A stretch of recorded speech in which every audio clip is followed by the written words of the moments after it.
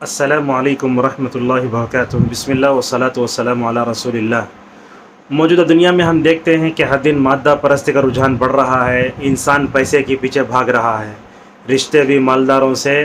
تعلقات بھی مالداروں سے، ہر ایک انسان مال کے پیچھے، مالداروں کے پیچھے بھاگ رہا ہے۔ ایسے ہی نہیں فرمایا رسول اللہ صلی اللہ علیہ وسلم نے کہ ہر امت کا ایک فتنہ ہوتا ہے، میری امت کا فتنہ مال ہے۔ اللہ اکبر۔ اس مال نے ہمیں باجماعت نماز سے پیچھے کر دیا،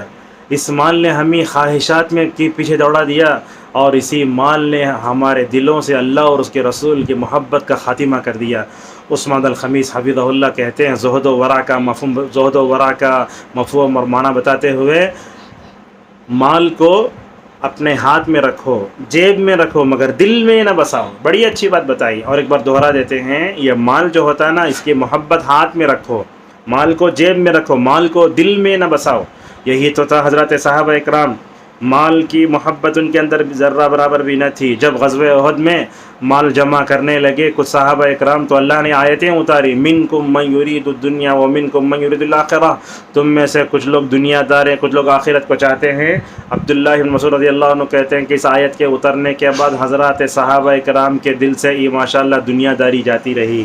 ایک حدیث صحیح ترغیب کی 1571، نبی صلی اللہ علیہ وسلم نے بڑی اچھی بات بتائی، جو لوگ دنیا میں مالداروں کو دیکھ کر اپنے دل چھوٹا کر لیتے ہیں، اپنے ایمان کو معمولی سمجھ جان سے تصور کرو، اللہ کے نبی صلی اللہ علیہ وسلم نے کیا فرمایا، کہا ان اللہ یؤتی المال من یحب ومن لا یحب،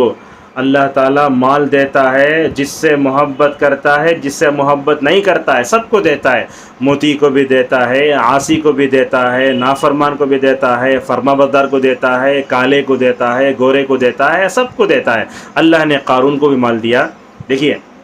مگر دیکھو وَلَا يُؤْتِ الْإِيمَانَ، اللہ تبارک و تعالیٰ ایمان کس کو دیتا ہے، کہا ایمان اس کو دیتا ہے إِلَّا مَنْ نَحَبَّ، اللہ تعالیٰ جس سے چاہتا ہے، جس کو چاہتا ہے اسی کو ایمان کی دولت سے مالا مال فرماتا۔ اور دیکھو فَإِذَا أَحَبَّ اللَّهُ عَبْدًا أَعْطَاهُ الْإِيمَانَ، یہ تو بڑی اچھی بات ہے، کہا اللہ تبارک و تعالیٰ جب کسی بندے سے محبت کرتا ہے تبھی اسے ایمان کی دولت سے مالا مال فرماتا ہے۔ ہم بھی مومن ہیں، آپ بھی مومن ہیں، اصل بات یہ ہے کہ ایمان کی دولت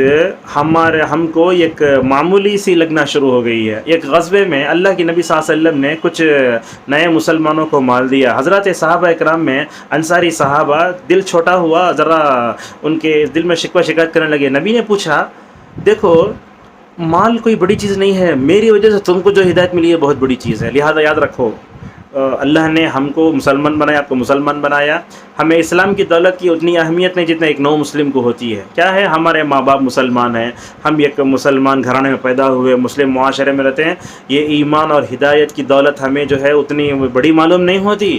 اگر ہدایت کی دولت دیکھنا چاہتے ہو تو نو مسلموں کو دیکھو کیسے ہوتے ہیں وہ۔ حضرت ابو ہریرہ کو دیکھو، جب ان کی ماں مسلمان ہو گئیں ماشاءاللہ خوشی سے رونے لگے رسول اللہ صلی اللہ علیہ وسلم کے سامنے۔ لہذا دنیا میں مال ہی سب کچھ نہیں ہے، جیسا کہ آج کا مسلمان، عورت، مرد، بچے، بوڑھے مال کے پیچھے بھاگ رہے ہیں۔ یاد رکھو مال کوئی بڑی دولت نہیں ہے، مال دنیا میں قارون کو بھی ملتا ہے اور پتہ نہیں کس کس کو، نمرود کو بھی مل جاتا ہے، مگر ایمان کی دولت اللہ تبارک و تعالیٰ ہر ایک کو نہیں دیتا۔ دیکھو جب نبی کریم صلی اللہ علیہ وسلم نے دعا کی، اے اللہ ابو جہل کو یا حضرت عمر کو، دونوں میں سے کسی ایک کو ہدایت دے دے، اس روایت میں آیا حضرت عمر کو اللہ کے نبی صلی اللہ علیہ وسلم زیادہ چاہتے تھے۔ اللہ تعالیٰ نے حضرت عمر رضی اللہ عنہ سے محبت فرمائی تو ان کو ایمان کی دولت سے مالا مال فرمایا، مگر ابو جہل ایمان کی دولت سے مالا مال نہیں ہوا، اس کے پاس مال تھا، غزوہ بدر میں مال لے کے 100 اونٹاں لے کے ناچتے ہوئے آیا، مگر کیا ہوا، 2 چھوٹے بچوں نے اس کو جو ہے محاذ تک، آخر تک پہنچا دیا۔ اس ویڈیو میں ہم بتانا چاہتے ہیں مال کوئی دولت نہیں ہے،